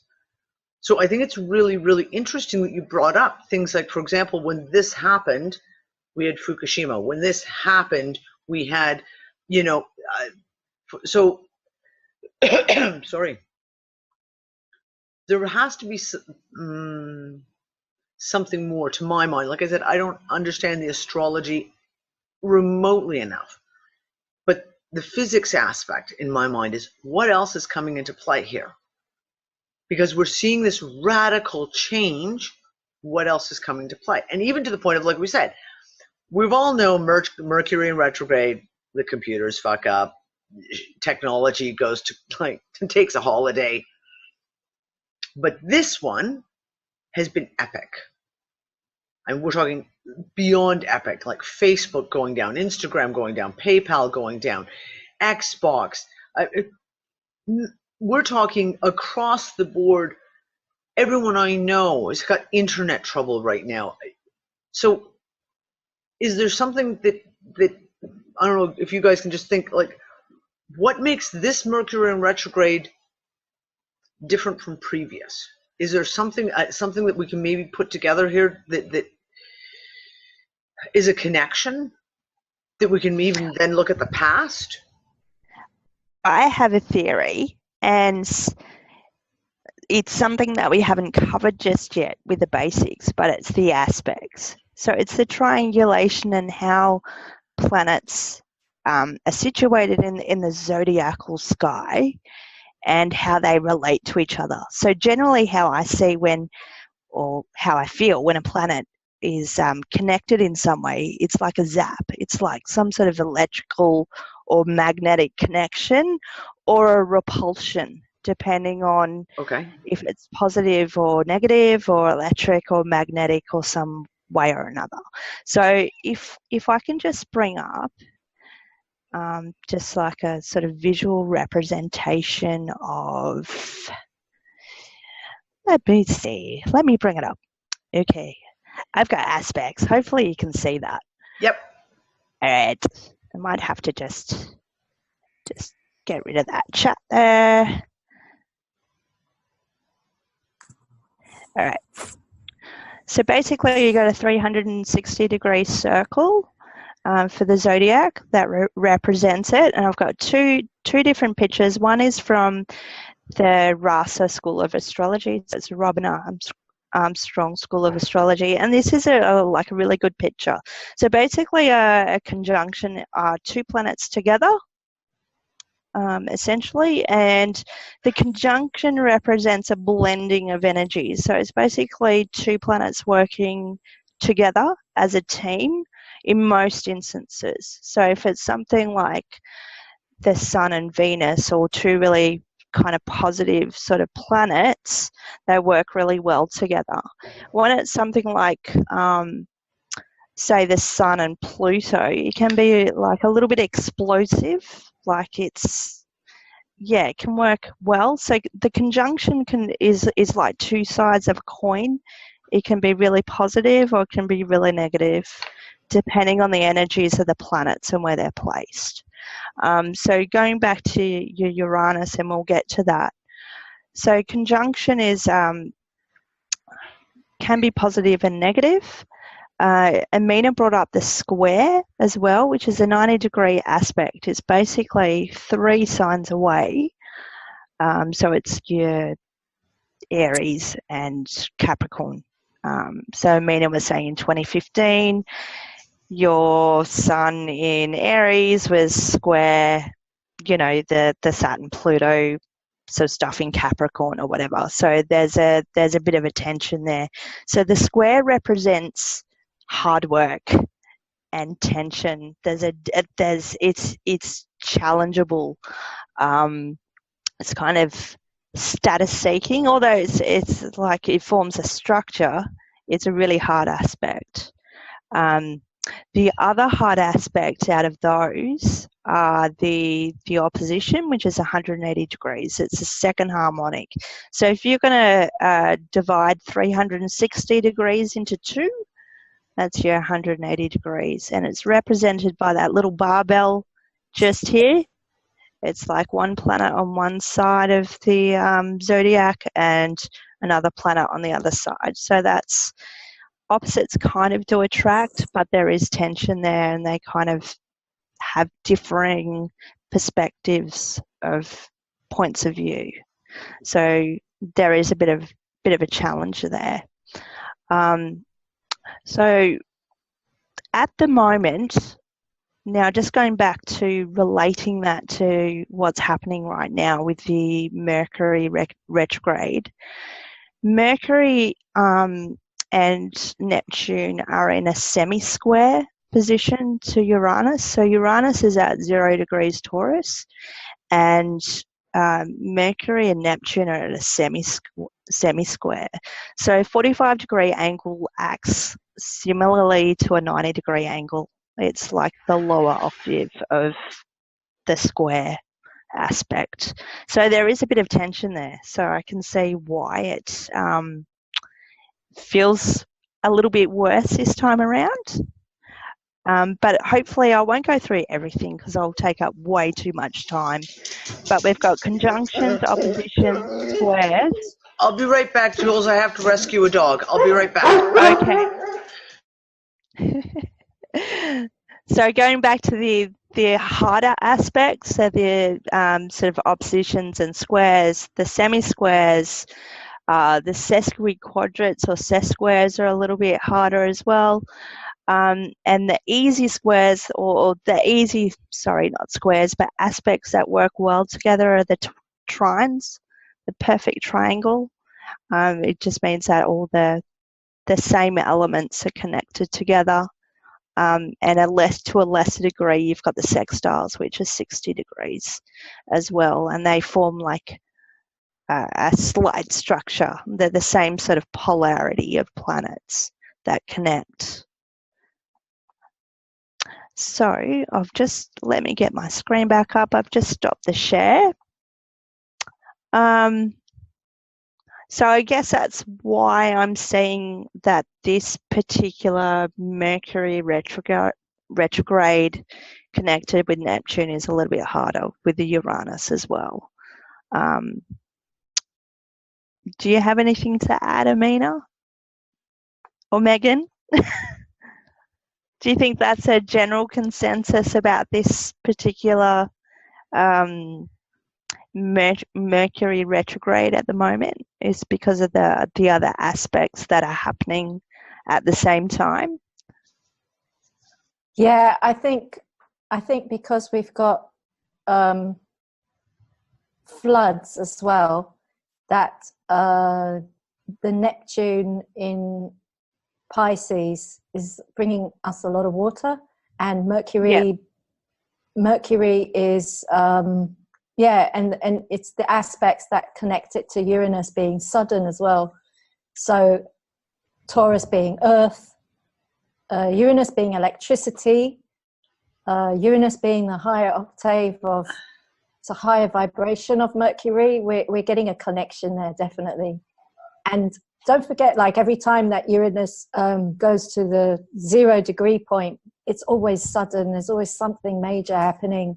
Like when it first got into Taurus last year, it was Kilauea in Hawaii. Yep. So that was instant. Uranus is easy to time because when Uranus is making a hard aspect, especially a conjunction, it is on the day. It is literally right bang There's on. no question about it. Delay. Yeah, definitely. And the other interesting thing about Uranus, and I have to say this as well, generally on Earth we're on a 23.5 degree tilt, right? Or we're supposed to be. That's debatable. So we've got our, North and South Pole, or one of our North Poles and South Pole, working on an angle. With Uranus, it's actually a 90 degree angle. So I'm postulating here, but anything that makes a square to Uranus is impacted a little bit more because you're connecting directly to its pole. And that's very electrical. Like yes. that in and of itself, because when you look at, I keep forgetting about Uranus is like it's got a really weird, it's flipped. It's got a horizontal sort of north and east and west pole, rather than a north and south that is pole. actually really, really interesting, because if we when we talk about in physics and in geomagnetics, of course we talk North Pole, South Pole, but you also have electrical, if you will. The the fields run to the opposite, right? So they run the east, the west type thing. So if you have exactly that, Uranus it creates a cross, and there's got to be a tension there, especially when it moves into certain positions. The electrical tension would be significant, and that's one of the things we're seeing right now. We're seeing massive electrical transformers blowing, ground lightning, plasma discharges. Oh, that's really, really interesting. So does Uranus, how do I ask this question without, does it become, are we in a place with Uranus where it's going to become, if this is even relevant, significantly more powerful, or will it wane? Are we kind of like at a pinnacle moment, or is this something that could literally keep building? Definitely not. And because we're looking at it astrologically, so we're looking at these things from a geocentric point of view. Yeah. We're looking at it from the perspective of Earth. If you were to have a look at a chart heliocentrically, which is with the sun in the middle, right, your aspects are going to be completely different to the perspective from Earth. Oh, of course. Yes. So if we could have a look at that for sure, but I think a semi-square is not quite a square. I think it would be way more powerful electromagnetically if we were looking at something heliocentrically. Just say if something was hitting the sun. Just say geocentrically, when the sun is in Leo, it's going to be in direct square to Uranus in Taurus. It's going to be at that 90 degree angle. That's really interesting. Like, because I keep forgetting about the fact of the difference between heliocentric and geocentric. So the sun is a focal point at this point. Like right now, for me personally, when I'm looking at everything that's going on, I look at the sun as that central point factor, i.e. solar flares at the moment, CMEs coming in, etc. That's interesting. Yeah, I'd like to be able to try to sit. Like I said, I don't have a clue how you'd be able to, for me anyways, to be able to do it, but to kind of look at the the variations between the geocentric and the heliocentric on that aspect. That's really interesting. Like really, really interesting. Do you want to see real quick how drastically it shifts? Yes. Please. Here. Hold on a sec. Okay, let me just edit this and make this for right now. What are we, the 23rd?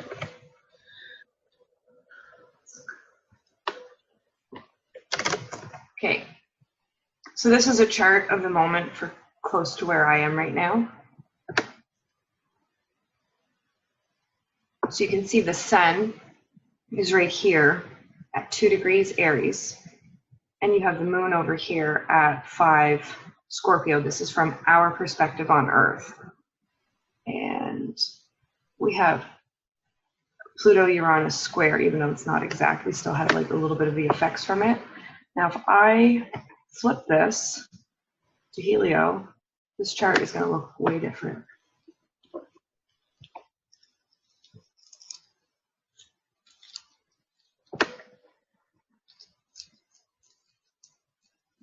Oh, see? wow. So different. So now the perspective, we don't have the sun because now the sun is in the middle and Earth and the moon are always together in a helio chart.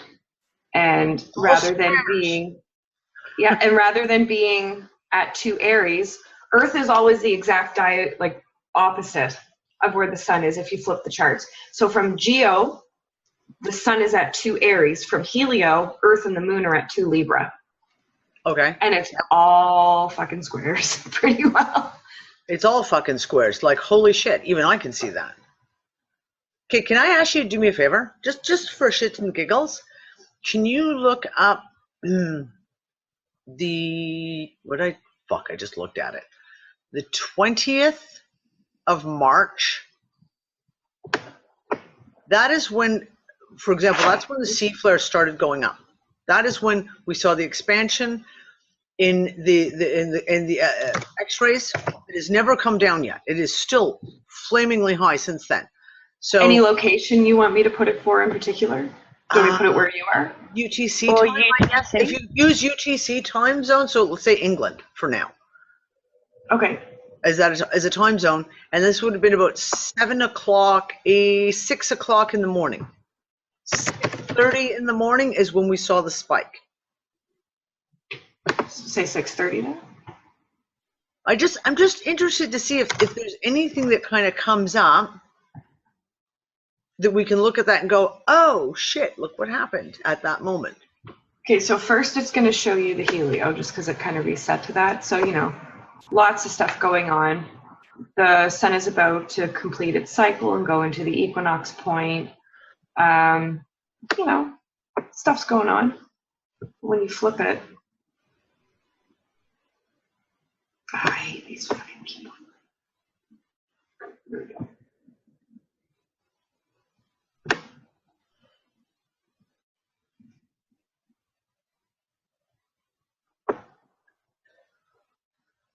So from the helio, again, there's a lot of squares. What is Uranus doing? That's a weird angle and in conjunct.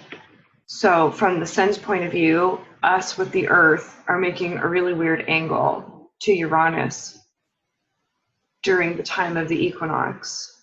Huh. And there's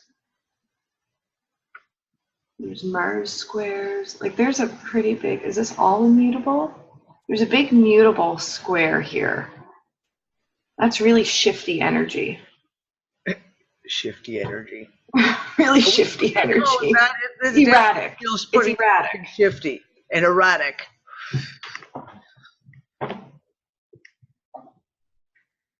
So that's really interesting.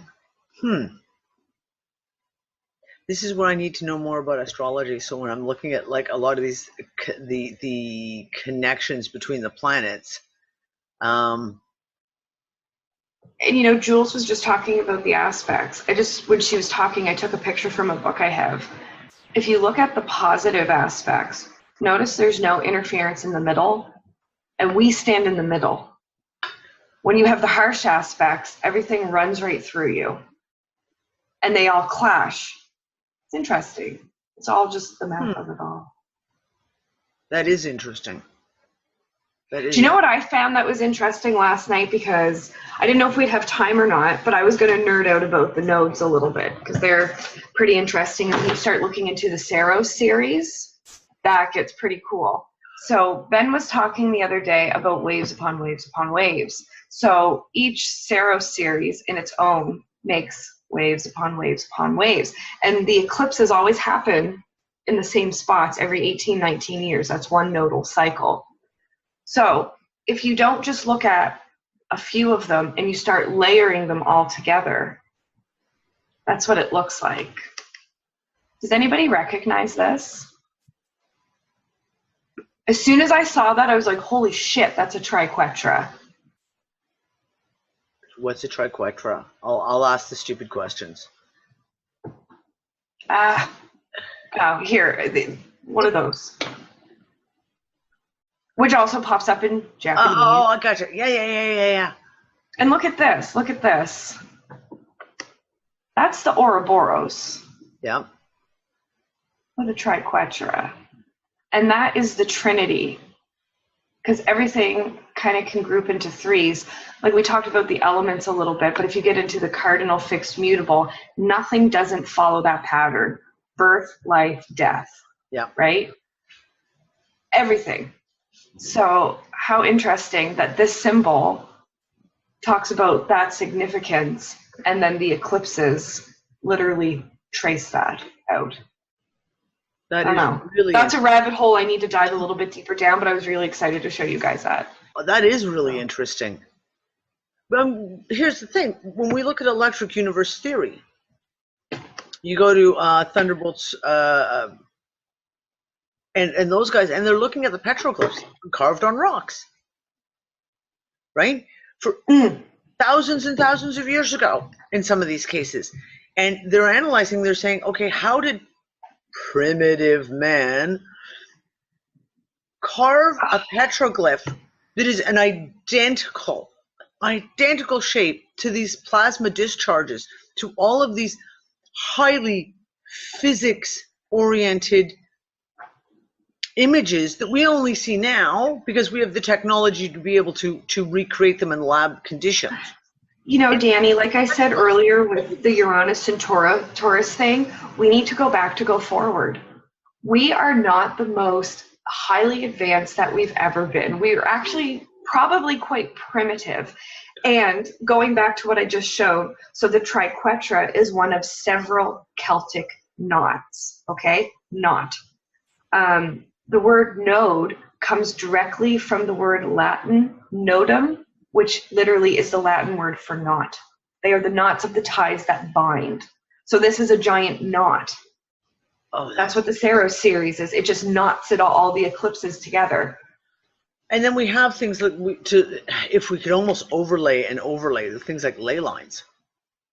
And if you were to look at the power and knot, put all these little knots in places of the high energy centers that we know, things like you look at Stonehenge and the pyramids and Angkor Wat, etc., and you would have placed that and be able to actually overlay all the lines, the information on it. I think we could discover some really interesting patterns, like really, really interesting patterns. Totally. All the planets make patterns. Have you ever seen the cycle of Venus, how it makes a 5-pointed star? Yes. And then if you cut fruit, which is sweet, kind of like a Venetian thing, you cut an apple in half, you have a 5-pointed star in the middle. It's all there. It's all in front of us. And if you really break it down, it's so simple, but it's so complex at the same time. That's why it's endlessly fascinating. Well, ever since I was a child, every little piece of technology that I was introduced to, and I'm talking from the youngest of ages, when you first start looking at things like you recognize what a car is type thing, and et cetera, and going up from there. And my dad was involved in computer technology stuff in the 80s. So we had all the latest doohickey and office equipment and printers, et cetera. I can remember my overwhelming thought that always lingered, always in the back of my head was always, but technology is so dumb now. So dumb. This ongoing, and it's the same type of thing as I find myself in over the years, especially the last 10 years, when you go looking down rabbit holes and you start studying these pieces, always at the back of my mind is but it's too rudimentary. Everything that we're doing now is so primitive, it's rudimentary, and that there is somewhere back here, there's so much more advanced knowledge that we have. It's locked away somewhere, even within, I think, our own heads, even within our own selves. That knowledge is really locked away, but there's still this continuous thought of, no, what we see now is so unadvanced, and this knowing, deep inside, knowing that we knew at some point in time far more advanced things. And so when we look at things like these petroglyphs, et cetera, and if you're putting notes down for the future of humanity, so to speak, what are you going to do? You're going to carve them into bloody rock to make sure that that information will be found by someone in the next cycle, in the next loop, in the next reality, whatever. You put it in a way that cannot be missed, and hope that sooner or later they take their heads out of their asses and start to be able to put the pieces together and figure out, hey, wait, these primitives actually must have known something we didn't. And we look at things like the Mayan calendar. How did they do the Mayan fucking calendar? How? And not just the Mayans. Well, like many. Like back in ancient times, all knowledge was so holistic. We didn't separate spirituality from science. We didn't separate the arts from maths. No. Now we have everything so separate, and we've been brought up with it. Our brains are wired to think of things in different boxes. But really, true knowledge, that kind of knowledge, is so deep that you have to incorporate everything. It's like the difference between traditional medicine and modern medicine. Modern medicine is breaking the body into tiny bits of a machine, whereas, and a doctor can only study some parts of that machine. They can't spend a lifetime studying it the way we deliver knowledge these days. And I think we are moving back to when we see the problem, we know the problem's there, and there's already a move to shift that problem out of the way. At some point, we've got to come back to being more holistic about knowing things, about learning. We can't just have everything in separate boxes all the time and call them separate subjects and not let them link together. No. They are linked together. Well, and that's the biggest problem we have in everything. I talked about it a couple of weeks ago. Like every single aspect, whatever piece you want, whether you want to talk politics, finance, education, health, infrastructure, science, geography, history, etc. It's all taken as kept very separated and put into small, very tightly contained boxes. And moving beyond those is impossible. And we see things like, we'll see someone who is studies geology put out an article that, based on their criteria, as in the small box of information they worked with them, really astounding. And you go, wow, this has got some great points, except that they haven't taken into consideration this, and this, because that's outside their box. So therefore, they come up with conclusions that, where it fits within their small, tight box, those conclusions are not necessarily factual, because there's all these other pieces, and it's the same thing when we look at health. Well, what is there to do with health? Well, you know what? Everything is to do with our health. It's not just take a pill and we'll fix your ringing in your ears by deadening some other point in the body to try and turn that ringing in your ears off, because there's a lot more going on there. Just using that one example, the aspects of it are ginormous. We look at the Schumann resonance, we look at the geomagnetics, we look at all these frequencies coming in, cosmic rays coming in. Does a doctor who does ear, nose, and throat specialist know anything about that stuff? Zero. So therefore, it's like our vision and our knowledge is so pixelated that we can't see the picture. Yep. And all we've got to do is switch it off and use our real eyes, wherever they are. They happen to me today. Yeah. Guys, I want to thank you. This has been another fantastic conversation, and we'll have to have part 3 when we can get everyone all together on the same schedule, because that's always the interesting part, stretched across the world, trying to get the schedules to work.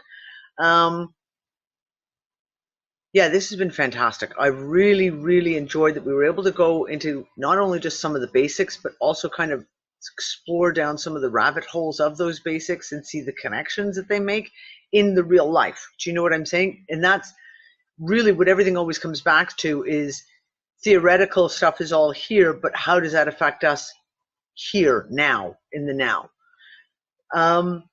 Yeah, awesome. Thanks, guys. I really appreciate you coming out to play. We have... It was great.